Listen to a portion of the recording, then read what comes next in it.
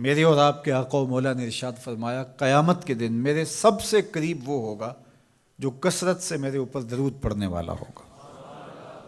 تو یہ حضور کی قربت کا ضامن ہے درود۔ تو اس لیے اپنی اولاد کو حضور علیہ السلام پر درود پڑھنے کی ترغیب دو۔ بچپن میں ہی اپنے گھر کے اندر مجالس درود قائم کرو۔ روزانہ کی بنیاد پہ ہو تو بہت اچھا، نہیں تو ہر 8 دن کے بعد ایک دن ضرور متعین کر لیا جائے۔ جمعۃ المبارک کے دن کثرت کے ساتھ درود پڑھنے کی ترغیب دی گئی ہے، اور فرمایا اس دن فرشتے حاضر ہوتے ہیں۔ تو حضرت ابو درداء رضی اللہ تعالی عنہ نے عرض کی، یا رسول اللہ صلی اللہ علیہ وسلم، آپ کی حیات طیبہ میں تو ٹھیک ہے، لیکن جب آپ انتقال کر جائیں تو کیا اس کے بعد بھی یہ عمل جاری رکھا جائے؟ ابن ماجہ میں یہ روایت موجود ہے۔ تو حضور علیہ السلام نے حضرت ابو درداء سے فرمایا، ہاں میرے وصال کے بعد بھی اس عمل کو جاری رکھنا، اور ساتھ ارشاد کیا کہ ان اللہ حرم علی الارض ان تاکل اجساد الانبیاء فنبی اللہ حی یرزق، اللہ نے مٹی پر حرام کر دیا ہے کہ وہ نبیوں کے جسموں کو کھائے، نبی قبروں میں زندہ ہوتے ہیں، ان کو رزق بھی دیا جاتا ہے۔ تو کہا کہ یہ میرے بعد بھی میرے اوپر درود کے سلسلے کو جاری رکھنا۔ تو ایک مومن تو درود کے ساتھ جڑا ہوا ہے، وہ تو درود کے بغیر دن گزار ہی نہیں سکتا۔ الگ سے نہ بھی پڑھے تو اس کو نماز کے اندر درود پڑھنا ہی ہوتا ہے۔ درود ابراہیمی تو نماز کا حصہ بنا دیا گیا، اور اس کو کثرت کے ساتھ درود پڑھنے کی ترغیب دی گئی۔ تو درود ایک ایسا وظیفہ ہے کہ جو اپنی زندگی میں جتنا زیادہ شامل کر سکتے ہو اتنا زیادہ شامل کر لو۔ ویسے بھی درود پڑھنے سے بچوں میں تقدس پیدا ہوتا ہے، بچے پاک دامن رہیں، عفت مآب رہیں، ان کی طبع میں تقدس رہے۔ آپ چاہتے ہیں، ہر ماں باپ چاہتا ہے، اور پھر دور موجود کے اندر جو فتنے ہیں تو بہت ضروری ہے کہ ہماری اولادیں تقدس مآب رہیں۔ تو ان کو درود کی ترغیب دو، تو اس کا عملی نتیجہ یہی ہوگا کہ ان میں تقدس کا جوہر پیدا ہوگا، اور ان کی عصمت کی حفاظت رہے گی۔ اور درود شریف پڑھنے والے بچے اور درود شریف نہ پڑھنے والے بچے دونوں کی عادات میں فرق ہوتا ہے۔ درود پڑھنے والوں کی طبع میں رقت، لطافت، نرمی، محبت، شفقت جیسے جذبات پیدا ہوتے ہیں۔ یہ درود شریف کا عملی نتیجہ ہے۔ بعض لوگوں کو شکایت ہوتی ہے کہ ہمارے بچے بڑے اکھڑ ہیں، بڑے تند مزاج ہیں، بڑے سخت گیر ہیں، تو اس کا علاج کیا ہے؟ تو اس کا علاج یہی ہے کہ ان کو درود کی تسبیح دو۔ درود اکڑ توڑ دیتا ہے، طبیعت کی تندی نکال دیتا ہے، طبائع کی تلخیاں ختم کر دیتا ہے، محمد عربی کے نام کی مٹھاس پیدا کر دیتا ہے۔ حضور کا نام شہد سے میٹھا ہے، دل آویز ہے۔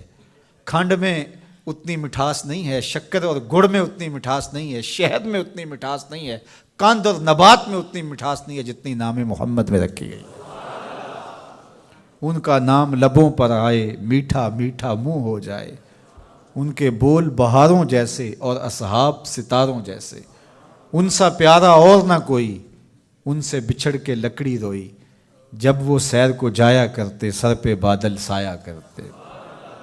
میرے شہر کے ایک پنجابی شاعر ہیں، انہوں نے تو قلم ہی توڑ دیا نا، تینوں سینے دی میں ٹھنڈ آکھاں، اگر آپ کا ذوق ہو تو، تینوں سینے دی میں ٹھنڈ آکھاں، شہد گلاب تے کھنڈ آکھاں، تینوں نبیاں دا میں لاڑا آکھاں، تیرے ہجر دے وچ میں ہاڑا آکھاں۔ تو ان کا نام ہی میٹھا ہے، دل آویز ہے۔ تو درود غصہ ختم کرتا ہے، طبیعت کی تلخی اور تندی مٹا دیتا ہے، اکھڑ پن ختم کرتا ہے۔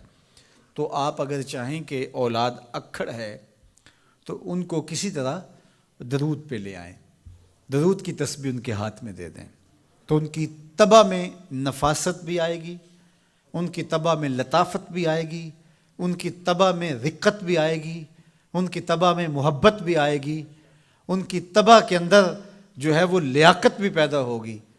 درود پڑھنے والا بچہ ذہنی استعداد میں درود نہ پڑھنے والے بچے سے بہتر ہوتا ہے۔ یہ بھی آپ تجربہ کر کے دیکھ لیں، دو بچے برابر ذہنی استعداد رکھتے ہوں اور ان میں سے ایک بچہ درود پڑھتا ہو اور ایک درود نہ پڑھتا ہو تو درود پڑھنے والا بچہ آگے ہوگا۔